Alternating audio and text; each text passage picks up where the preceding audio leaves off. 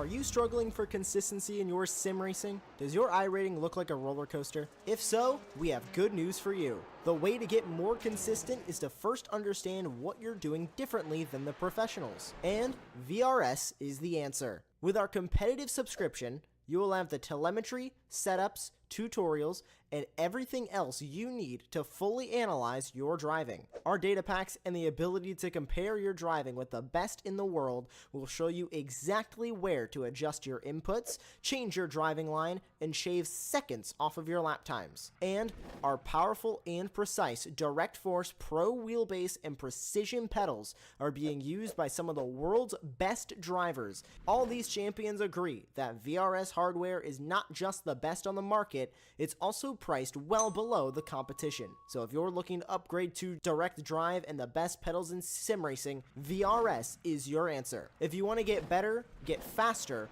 and make it happen sooner rather than later, you owe it to yourself to find out why so many people are switching to VRS. You'll be so glad that you did. Visit www.virtualracingschool.com and learn why the best use VRS.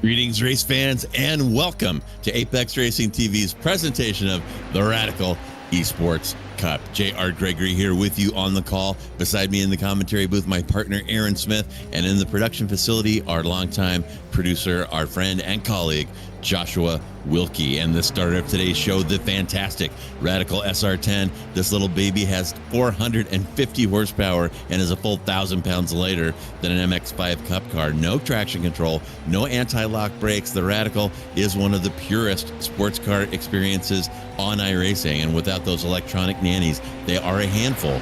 But mastering the SR10 will make you better in every car that you drive. And folks, we are showing the top split of the public server here, Friday 2100 GMT, as we do every week. And if you'd like to appear with us and test your skills in this Radical, you can do that. Just sign up, show up, and if you make the top split, you can appear here on Apex Racing TV with some of the best Radical drivers in the world. And we are getting toward the end of this season, but still a couple of great tracks ahead. Remaining schedule includes Barcelona, the Long Beach Street Circuit, which is going to be awesome, and of course the season finale at the Nordschleife. But 2025 Season 1, Round 9 brings us to Brands Hatch, and we're going to take a quick break, so stand by.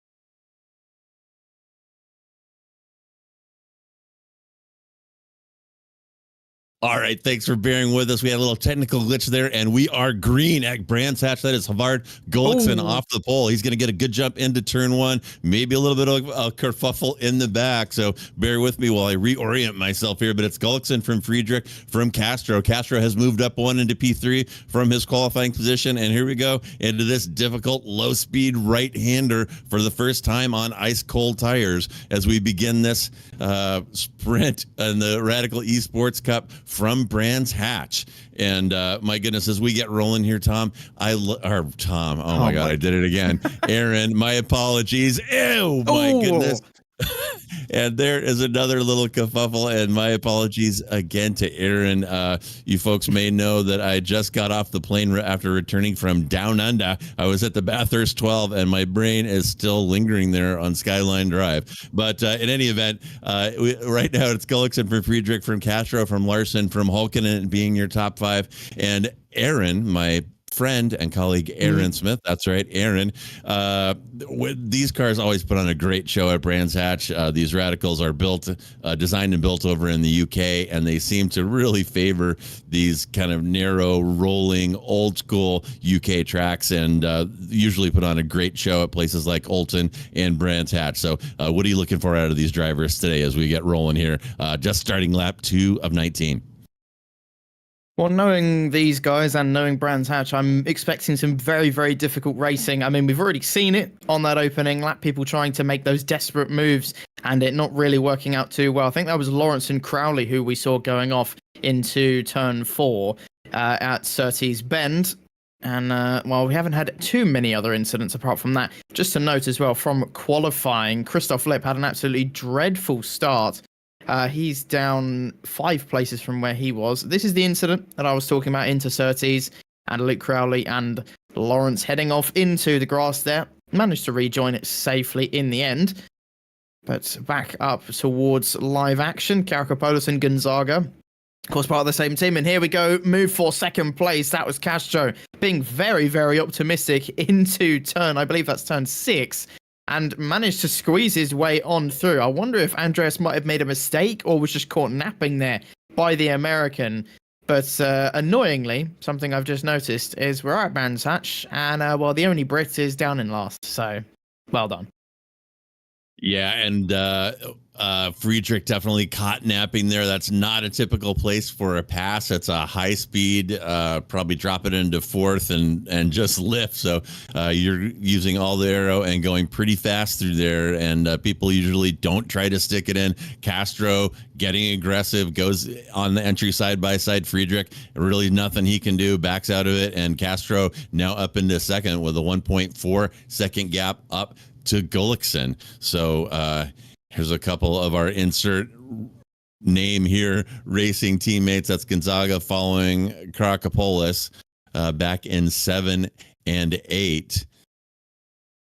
And yeah, a little overcast here, as you can see at Brands Hatch. That sometimes carries some humidity with it, so we may be seeing a slick track. Here's the spot where Castro, I think, stuck it in. And over the years, we have seen a couple of passes there. It takes a lot of bravery, but it is an unexpected move, and you can catch people out. Right along with Gonzaga now, looking forward at his teammate. Oh, shows his nose there. That is a place that I have never seen a pass absent an error. And I'm not surprised that Gonzaga did not go for that one. But laps ticking by very, very quickly here. Our lap times are under 120 here already. So this one is going to go by awfully quick as we see the cars roll across start-finish to begin lap 4. 1:18.7 there for your leader Gullikson, as Gonzaga goes right up the inside of his teammate Karakopoulos, but Kira might want to fight back, and he's going to on I believe his boss, the owner of insert name iRacing team, and he does it. 7th place in the bag for Karakopoulos at the moment, as I believe Chris Wetz has had an incident going into Droid's corner, but he's managed to keep all 4 wheels on the track, but has lost a place, as Crowley and Lawrence have maybe made contact again, as Lawrence has just lost about 3 or 4 seconds there, as Crowley moves himself up into 14th. Are we going to see another move between the 2 teammates? Not this time, as we head into the middle part of the lap, but like JR said, goes very, very quickly by. does Brands Hatch, especially in high-speed cars like this. And I am curious how much testing Radical have done in real life here at Brands Hatch. I imagine most of the testing they do for their Radical cars is probably at Silverstone, since it's the closest to Peterborough, which I believe is where Radical are based. I mean, I should know. I live directly next to Peterborough, so that's probably something I should be looking up, to be fair, where they do their testing, but all over the UK, that's all we know. As Gullickson, another fastest lap for him. He really is putting the paces through here at Brands. That's just Gonzaga getting awfully close to his teammate. And I think Kira got a bit scared there as he went a bit deep, and there's contact. And Christoph Lip and Gonzaga, two teammates there, again making contact. And that might be Braun, actually, from what I'm hearing. I'm not quite sure. But we can have a look. Actually, I think it was Braun. Thank you, Josh, for doing my job for me. Maybe you should be here instead of me, but let's have a look. Oh, it was actually all three of them. That was a weird one. Well, that was, and it looked like they're attempting a 3-wide entry into Druids here. And Braun, we've talked about this. Ooh, boy, oh boy. And Gonzaga might have been moving left there in the braking zone into Braun. But we've had this conversation more than once. It's deja vu all over again as Braun, no shortage of aggression, and Gonzaga's car not looking good, missing the rear wing now, and another insert name car they're involved in the wreckage of that one. And Gullickson again, another purple lap of 1:18.6. He's a half second ahead of anybody else and is absolutely throwing down the gauntlet, as you guys may have discussed in prior shows while I was out of town. James Berry taking a breather here from the Radical Esports Cup. So we've got some new names up front, and Gullickson has been rock solid and steady up at the front of the field, and driving away now with almost a 2.5 second gap, which is quite a bit here at Brands. Yeah, that is something I was going to bring up. The fact that this is such a short track and he is so much quicker than the rest of the field. He is on fire here today. And wow, we haven't really seen this kind of pace from Gullickson since, I believe, the first round of the season. So he's taking his time to get his paces through this Radical car again, but he's managed to do it, and doing it in style. It is ridiculous how much quicker he is than the rest of the field at the moment, as Lip losing another place there. I wonder if he picked up damage with the contact between himself, Braun, and Gonzaga. There was some yelling. Oh, and he's off the road, and that could potentially be into the wall if he's not careful. And he needs to be really, really careful. That was Lip who just went off the road. He definitely has damage on his car. There's no way that thing is handling correctly. And in fact, I think I just heard it scraping across the ground. So let's take a look. And oh yeah, that's huge damage. You can just see from the way his car is handling. Oof. And over the curb. Yeah, I think Christoph is probably going to be pulling off into the pits because, well, that car just, yeah, there you go. The car looks nigh on undrivable. Unfortunate for three very, very respectable drivers. And Lip had an awful start, didn't have a great qualifying, and well, is going to be over a lap down now.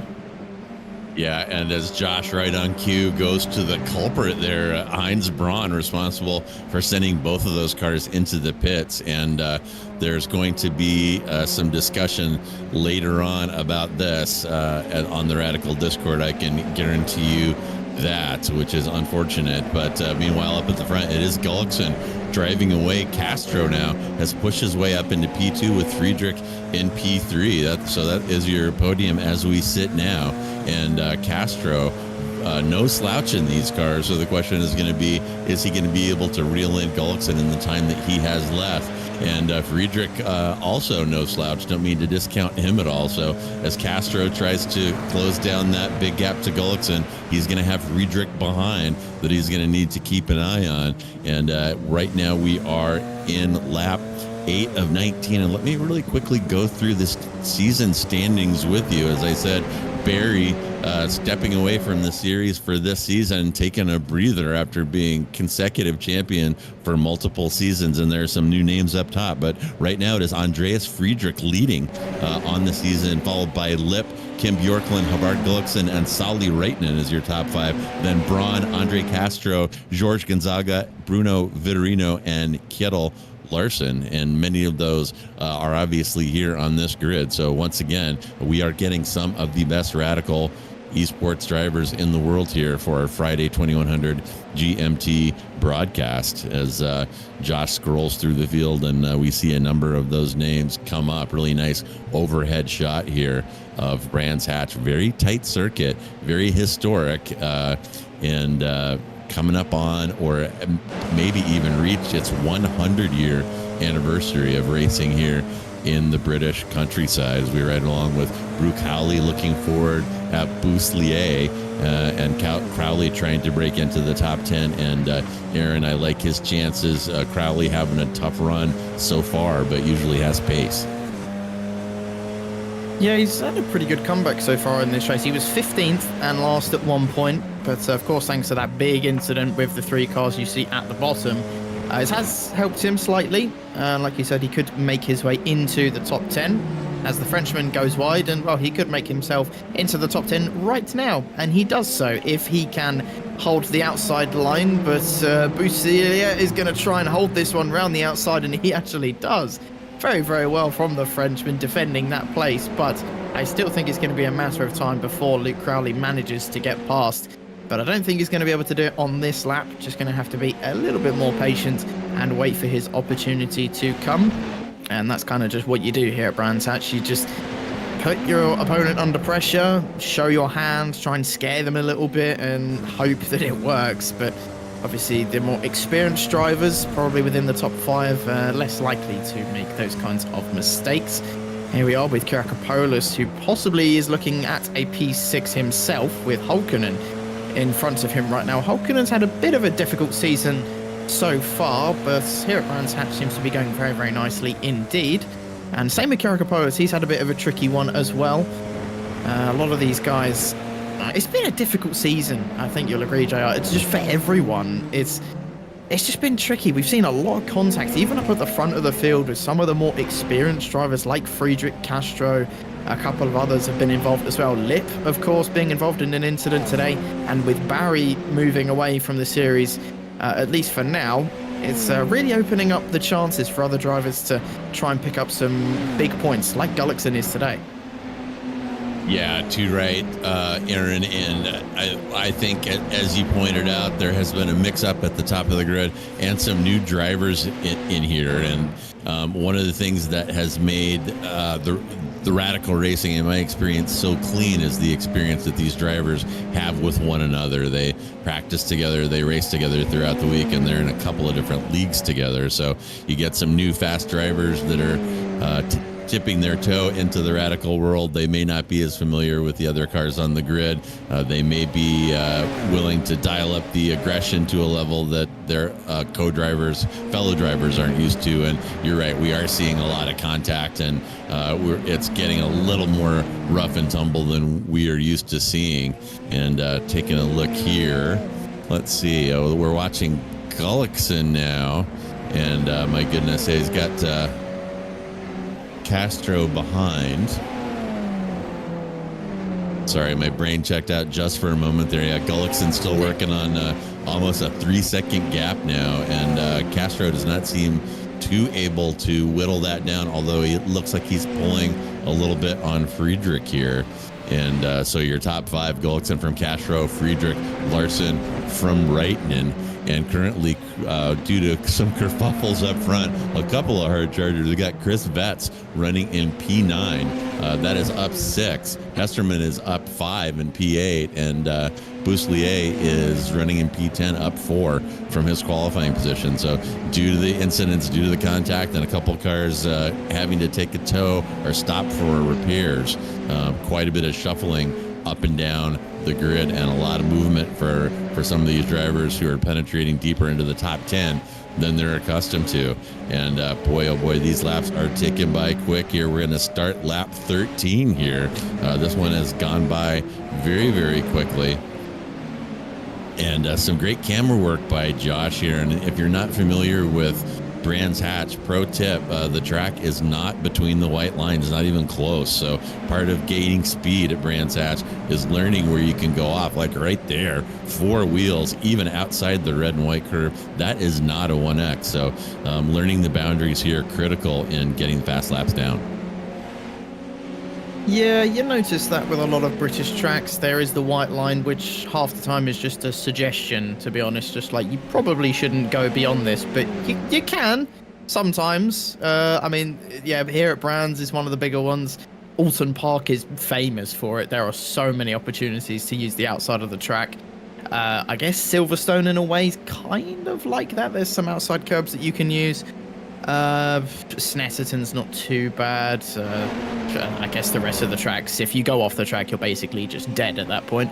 Especially Cadwell, which recently got added to iRacing, and I believe it's becoming a fan favourite. People really do seem to like Cadwell Park. It's a nice, tricky track.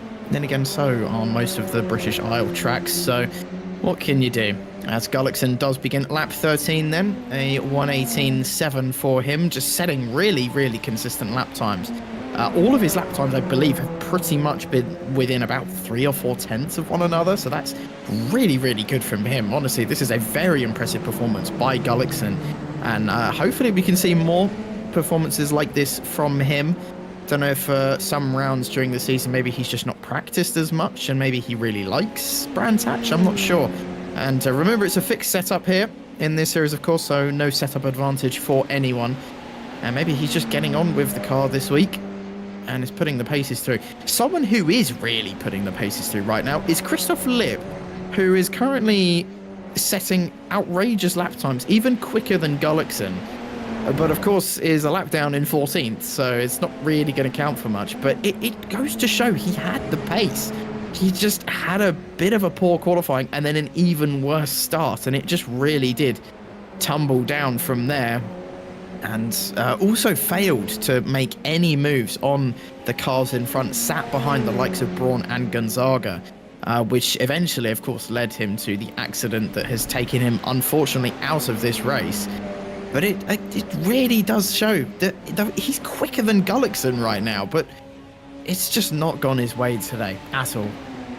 Yeah, things not going well for Lipp at all. He is the #1 seeded car in this split. He's over 7K rated driver, an absolute alien level pace in these radicals, as he is showing. But up front, meanwhile, staying out of trouble, keeping it clean, and the human metronome is sitting 1:18.6 after 1:18.6. They're keeping within a couple of hundredths, as Aaron said. So Gullickson, this kind of turning into a track day for him, and got to keep your concentration up, which can be difficult when you're not getting pressure. But man, oh man, Gullickson putting on a clinic here for sure, and not a lot of time left in this one. Castro doesn't look like he's going to be able to bring that gap down. We may have some action between Friedrich and Castro for that P2, and looks like we got Kirakopoulos there still trying to hunt down Hulkinen for that P6, and there is an off-pace car. That must be somebody not on the lead lap, observing the blue flags, letting the leaders through. But you can see there, that is the gap between Castro and Friedrich, and Friedrich has Larson coming up behind, and here's Kirakopoulos. Maybe he fancies an outside entry here into turn 1. Maybe try a little over-under. Can he beat Hulkinen down to Druids? And I'm going to say no here.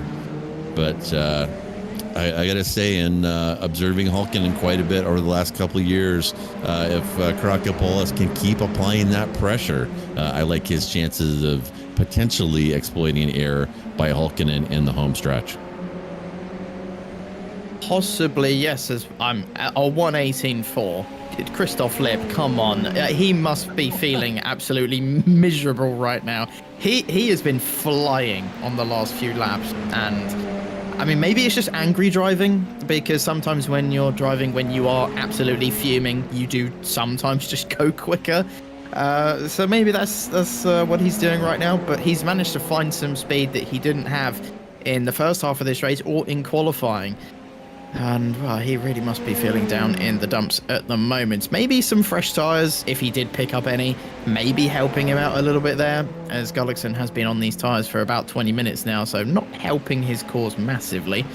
But I don't think he'll care. He's currently 3.5 seconds in the lead, so, yeah, and Lip's down in 14th, so... Yeah, well, what do you want, fastest lap or first place? I think that's a fairly easy question to answer, as Kyrokopoulos on that last lap was ever so slightly slower than Holkonen, and maybe just... He's got to be patient. Like I said a few laps ago, that's kind of what you need to do here at Brands Hatch, and I think when he tried to go for that move into turn 1, it just put him off slightly, and the switch back at Paddock Hill Bend is just not possible. You have to use the outside of the track to get the best exit, as Crowley finally making that move into 10th place, and officially making himself the 10th place man, as Boussilier now down into 11th place and could fall victim to Lawrence as well if he's not careful in the next few laps. And we can take a look at how he did it. Looks like it was probably done into Druid's corner, and a little bit wide there from Boussilier. Is Luke going to go for it?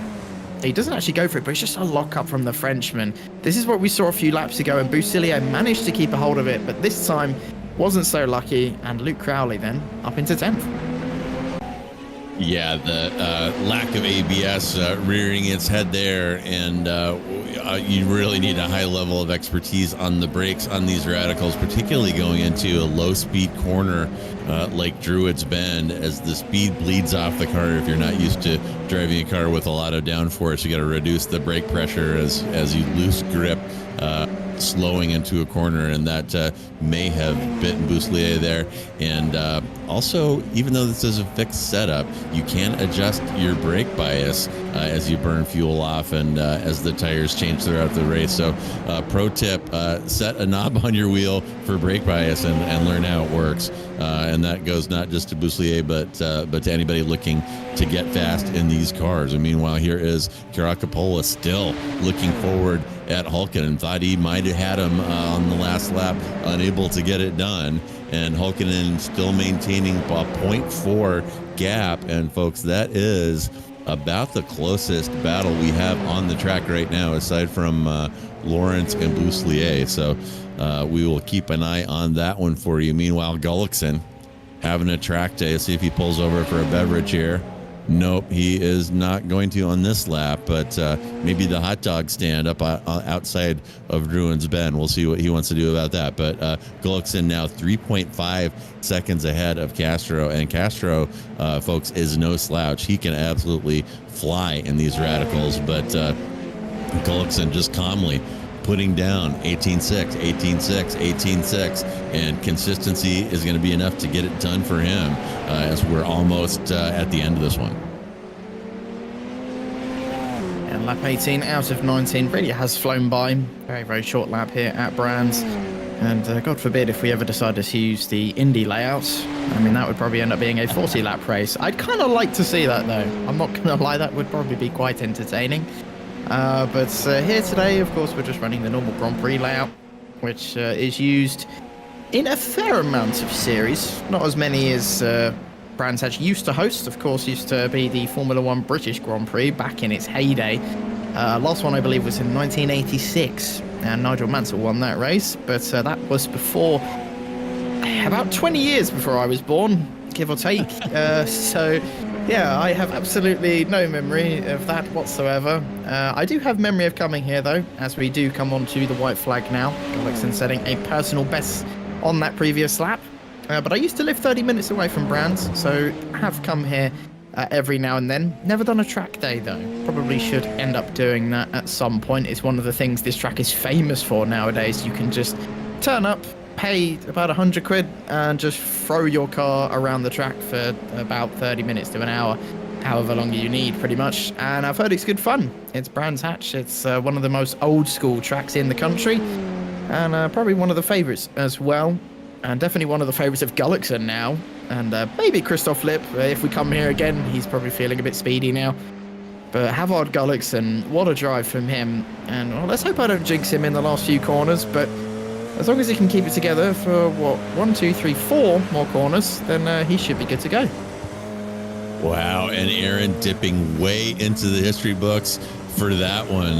Phones with dials on them bolted to the wall, and the hometown hero Nigel Mansell winning here at the British Grand Prix way back before the birth of my partner. And here is Gullikson swinging under start finish, and he's going to give a little weave and some headlight flashing in celebration. Dominant run from him, and with Castro and Friedrich and Larson coming up behind. And I gotta say, Gullikson may have gotten lucky on this one with Lip getting involved with that early issue with Braun. And oh my goodness, last lap kerfuffle. Oh my goodness.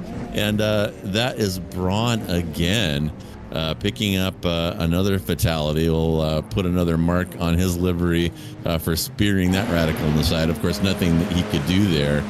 But, yeah, we'll get a little replay here from Braun's perspective. That Gulf-colored radical kind of turns in front of him. And, boom. Oh, I don't know. He might have steered into him at the end. He might be a little frustrated with how this race has turned out. Looked like he kind of centered him up right there and let him have it. But in any event, not going to cost Lawrence anything as he limps across the line as the final car on the lead lap. And my goodness, a little messy there, Aaron. And, like we said, we've got some new drivers in the mix, and maybe some optimistic moves that should not have been pursued. And my goodness, things pretty scrappy here in the UK. So, folks, we are going to have those results up for you in just a moment. Aaron will run through those with you, and I'll take a look out in the waiting room and see if we have anybody who has stopped by to speak to us. Stand by. Well, after 19 pretty boring laps for Gullikson anyway, he had absolutely nothing to do. Like JR said, it was basically a track day for him. Ends up winning here at Brands Hatch, 4 seconds ahead of Andrea Castro, who, I mean, all of us know is absolutely no slouch, has been very, very impressive so far this season. And even he could not keep up with the Norwegian today by any means. And then it was Andreas Friedrich, Mr. Consistent himself, finishing in 3rd place. 5 seconds behind Gullikson. And then it was Kettle Larsen with, I believe, one of his better results this season, sitting in 4th place. And Sauli Räisänen, again, another good result for him. He really has improved over the last few months in 5th place. Mika Holkinen, one of his best results of the season, in 6th. Kirakopoulos couldn't end up getting past him and ends up in 7th. Hesterman in 8th. Chris Wetz in 9th. Luke Crowley makes it into the top 10. Brucilia in 11th. Lawrence in 12th. And then your last 3 cars, of course, with that incident earlier in the race. Christoph Lipp ended up in 13th after Heinz Braun had that contact on the last lap, and he finished in 14th. And Gonzaga in 15th place, and last, unfortunately, for the Portuguese driver. All right. Well, thank you, Aaron. And it looks like we have the winner, Havard Gullikson. So I'll go ahead and bring him in. And Aaron, my brain has expired, so I'll let you go ahead and get Havard's thoughts on today's race. Fair enough. I fully respect it. Well, Havard, it was a extremely impressive performance by you, but I imagine for yourself it was pretty boring. You didn't have much to do the whole race, but must be feeling good either way. Yes, of course. Very happy. Not boring. You need the full concentration all the time, and just trying not to push too much, and a bit lucky maybe in the start that the other guys were fighting, so I got a bit more than a second quite fast, and just to be consistent and hang on. Well, just talking of brands, it really looked like a bit of a handful for some drivers here today, and it might be a short track, sure, but it can be really, really tricky to get the most out of the car. Yes, it is. It's hard to explain, but you have to be so close to the grass on the outside on several places. So, you have to drive on the limit to be fast. Yeah, it definitely looked like it for a lot of our drivers. A lot of mistakes as well, like you said, with driving so close to the edge constantly. It's not surprising that we saw some drivers making some errors today. But moving away from Brands Hatch now as we focus on the last little bits of the season, we head to Barcelona next week. The historic layout, so the good layout. No one wants to drive that awful final chicane. It's absolutely terrible. No idea why they built it, but how are you feeling for that track? I have no idea. I have never driven the Radical on that track. Oh, fair enough. I tried the F3 maybe, but yeah, I think it's a track that I will enjoy. So hopefully I will be able to fight with the fast guys. Well, let's hope so. If you keep up this kind of pace, then I can guarantee you probably will when we head there next week. But thank you for coming, having a quick chat with us, Gullickson. And as always, anyone you want to give a quick mention or shout out to for this win? Yes, of course. You guys, as always, putting on a good show. And yeah, you are one of the reasons that I drive this, because it's very fun to watch. Especially when I'm not crashing. And I also have a shout out to my team and Kjetil Larsen, who I think ended in P4. A very good race from him also. Yeah, it was a good race from Larson as well. Pretty consistent, like yourself, up at the front. And thank you very much for the kind words. We do put in a lot of effort for these shows. And, well, we hope it pays off. And we hope you'll enjoy watching yourself dominate back later. I will. Thank you. All right. Well, that was your winner, Havard Gullickson, and he may or may not be happy with his airtime. He kind of drove away in the front and might get a little more when he does crash, as he mentioned there. But in any event, a dominant race for him, and being consistent, keeping it clean, and finishing, going a long way for Havard here today. So folks, we are not just about these radicals here on Apex Racing TV. We have got some of the best esports drivers, cars, and tracks in the business 7 days a week. So on Monday, you want to join us for round 1 of the Apex Racing League prototype series at Monza. That will be a barn burner. And also Monday, round 4 of the Mini-Mite Sports Car Challenge at the fantastic Phillip Island course. Thursday will bring rounds 10, 11, and 12 of the Clapham BRSCC Winter Esports Series at Codwell Park that Aaron was mentioning. And man, oh man, I would love to see these cars out there, Aaron. Cadwell Park was a homemade track that somebody threw on to GT Legends back in the day. Probably also like Nigel Mansell's career before you were born, but a fantastic track. And this scan is super fun, and I think these radicals would be great out there. However, I digress. The point being, like, subscribe, and hit that notification icon to Apex Racing TV so that you don't miss any of the action. And great race here in the UK. That is going to wrap it up for us here today. So I am JR Gregory. On behalf of myself, Aaron Smith, Joshua Wilkie, and everyone else here at Apex Racing TV, thank you so much for joining us here on Friday, and have a great rest of your day and an even better weekend.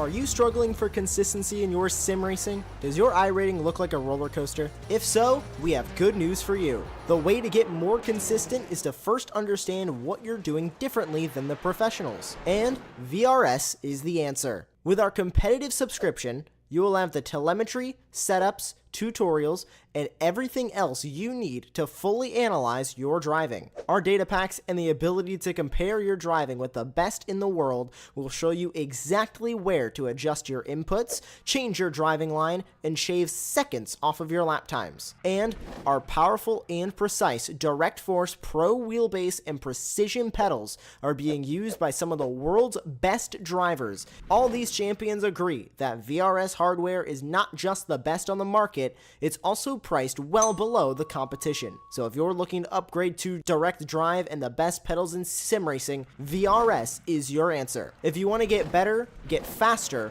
and make it happen sooner rather than later, you owe it to yourself to find out why so many people are switching to VRS. You'll be so glad that you did. Visit www.virtualracingschool.com and learn why the best use VRS.